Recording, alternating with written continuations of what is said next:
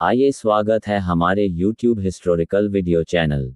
दोस्तों आज बात करते हैं सम्राट पृथ्वीराज चौहान के बारे में। प्रारंभिक जीवन और सिंहासन पर आरूढ़ होना। पृथ्वीराज चौहान, जिन्हें राय पिथौरा के नाम से भी जाना जाता है, का जन्म 1166 ईस्वी में चौहान वंश में हुआ था। उनके पिता सोमेश्वर अजमेर के शासक थे और उनकी माता कर्पूरा देवी कलचुरी वंश से थीं। बचपन से ही पृथ्वीराज ने असाधारण वीरता और बुद्धिमत्ता का परिचय दिया। उन्होंने अपने गुरु विद्याधर के मार्गदर्शन में युद्ध कला, घुड़सवारी और धनुर्विद्या में महारत हासिल की। 1177 ईस्वी में अपने पिता की मृत्यु के बाद पृथ्वीराज मात्र 11 वर्ष की आयु में अजमेर के सिंहासन पर बैठे। इतनी कम उम्र में भी उन्होंने खुद को एक कुशल शासक साबित किया और अपने प्रभाव को बढ़ाया। बाद में उन्होंने दिल्ली पर भी अधिकार कर लिया, जिससे उनकी शक्ति और अधिक बढ़ गई। संयोगिता और पृथ्वीराज की प्रेम कथा।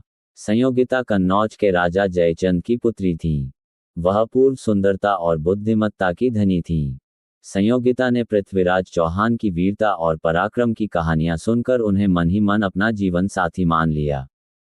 उधर पृथ्वीराज भी संयोगिता के सौंदर्य और गुणों से प्रभावित थे। राजा जयचंद और पृथ्वीराज के बीच राजनीतिक शत्रुता थी। जयचंद को पृथ्वीराज से द्वेष था क्योंकि वह उन्हें दिल्ली के सिंहासन का उचित उत्तराधिकारी नहीं मानते थे। इसीलिए जब संयोगिता ने पृथ्वीराज से प्रेम करने की इच्छा जताई तो जयचंद ने इस रिश्ते का घोर विरोध किया। जयचंद ने अपनी पुत्री का स्वयंवर आयोजित किया, लेकिन पृथ्वीराज को आमंत्रित नहीं किया। इसके अपमानस्वरूप जयचंद ने स्वयंवर स्थल के द्वार पर पृथ्वीराज की एक मूर्ति लगवाई, जिससे ये दर्शाया जा सके कि पृथ्वीराज केवल एक द्वारपाल के योग्य हैं। लेकिन संयोगिता का हृदय पृथ्वीराज के लिए धड़कता था। स्वयंवर के दिन जब संयोगिता ने राजाओं की लंबी पंक्ति देखी तो उन्होंने किसी को भी वरमाला नहीं पहनाई। अंततः उन्होंने पृथ्वीराज की मूर्ति के सामने जाकर वरमाला डाल दी। तभी पृथ्वीराज, जो पहले से ही अपने सैनिकों के साथ वहां गुप्त रूप से मौजूद थे, प्रकट हुए और संयोगिता को अपने घोड़े पर बिठाकर वहां से निकल गए। ये देखकर जयचंद क्रोधित हो गए और उन्होंने पृथ्वीराज के खिलाफ युद्ध छेड़ने की शपथ ली। सैन्य विजय और उपलब्धियां। पृथ्वीराज चौहान अपनी युद्ध कुशलता के लिए प्रसिद्ध थे। उन्होंने कन्नौज के गढ़वाल वंश और अन्य राजपूत शासकों के खिलाफ कई सफल युद्ध लड़े।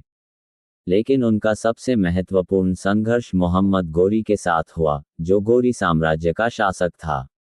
1191 ईस्वी में तराइन के प्रथम युद्ध में पृथ्वीराज चौहान की सेना ने मोहम्मद गोरी की सेना को बुरी तरह हराया। पृथ्वीराज ने गोरी को बंदी बना लिया, लेकिन बाद में उसे क्षमा कर दिया। ये दया भाव उनके लिए घातक साबित हुआ। तराइन का दूसरा युद्ध और पतन। 1192 ईस्वी में मोहम्मद गोरी एक विशाल सेना के साथ पुनः भारत आया और तराइन के द्वितीय युद्ध में पृथ्वीराज की सेना को हराने में सफल रहा। इस युद्ध में पृथ्वीराज को बंदी बना लिया गया और गजनी ले जाया गया, जहां उन्हें अंधा कर दिया गया और अपमानित किया गया। पृथ्वीराज की अंतिम लड़ाई और वीरगति। लोक कथाओं के अनुसार पृथ्वीराज एक महान धनुर्धर थे और बिना देखे भी लक्ष्य को भेद सकते थे। उनके कवि और मित्र चंद बरदाई, जो उनके साथ गजनी गए थे, ने एक गुप्त योजना बनाई। उन्होंने एक विशेष दोहा गाकर पृथ्वीराज को मोहम्मद गोरी की स्थिति बताई।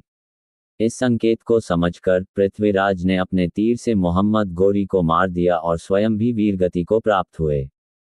विरासत। पृथ्वीराज चौहान को भारतीय इतिहास में राजपूत वीरता और विदेशी आक्रमणकारियों के खिलाफ प्रतिरोध के प्रतीक के रूप में याद किया जाता है। उनकी वीरता को पृथ्वीराज रासो जैसे ऐतिहासिक ग्रंथों में अमर किया गया है, जिसे चंदबरदाई ने लिखा था। वे अंतिम प्रमुख हिंदू राजाओं में से एक थे, जिन्होंने मुस्लिम आक्रमणकारियों के विरुद्ध वीरतापूर्वक संघर्ष किया। दोस्तों, अगर वीडियो अच्छी लगी हो लाइक और सब्सक्राइब जरूर करना।